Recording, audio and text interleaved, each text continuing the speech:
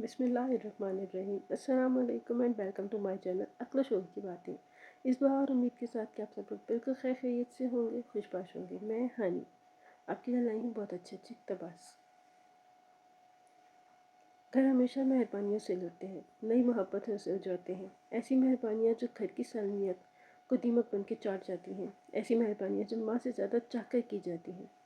जब कुछ चाहने वाला घर के एक फ़र्द की अना को जगाता है, उसे वो सारे मज़ालिम समझाता है जो घर के सारे अफराद ने उस पर किए होते हैं। वो उन सारी लड़ाइयों के ढके छुपे मानी बाजी करता है तो घर की पहली ईंट गिरती है। घर की एक एक ईंट मोहब्बत से उखाड़ी जाती है। हर चौखाट को चुम चुम कर, दहलीज चुम चुम के तोड़ी जाती है। जब बाहर का चाहने वाला लफ्ज़ों में शीरीनी खोलकर घर वालों को बहकाता है तो घर की सालमियत बाकी नहीं रहती, क्योंकि हर इंसान अंदर से कमज़ोर लम्हों में खुद तरसी का शिकार होता है।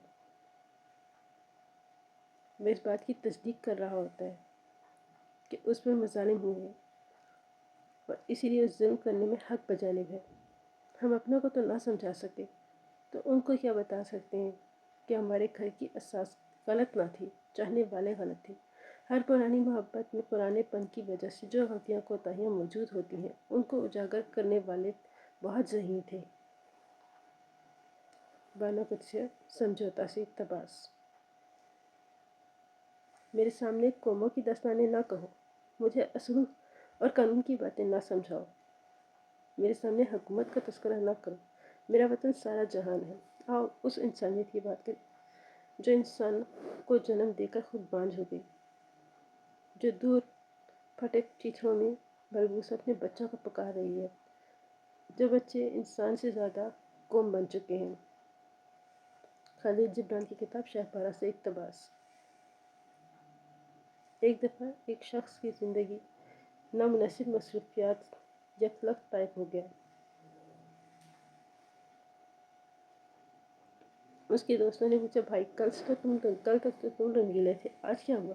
बोला, मैं अजीब हाल को पहुंच गया। हर वक्त मेरी आंखों के सामने मेरी बेटी का चेहरा रहता है। मेरी बेटी ने मुझे नापाक निगाहों से पाक कर दिया। आज दिल दरिया समंदर। वासिफ अली वासिफ। हज़रत अकबर बिन आमिर रज़ी अल्लाह अन्हु से रवायत है, रसूलुल्लाह सल्लल्लाहु अलैहि वसल्लम की खिदमत में मैं हाजिर हुआ। मैंने अर्ज़ किया, ए अल्लाह के रसूल सल्लल्लाहु अलैहि वसल्लम, निजात हासिल करने का कोई गुर बताइए। आप सल्लल्लाहु अलैहि वसल्लम ने इरशाद फरमाया, अपनी ज़ुबान पर काबू रखो, अपने गुनाहों पर अल्लाह ताला के हुजूर रोया करो।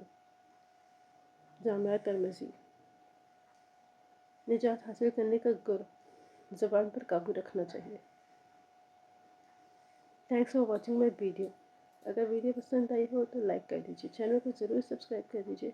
बहुत अच्छी अच्छी इन्फॉर्मेटिव वीडियोस और जनरल नॉलेज वीडियोस के लिए।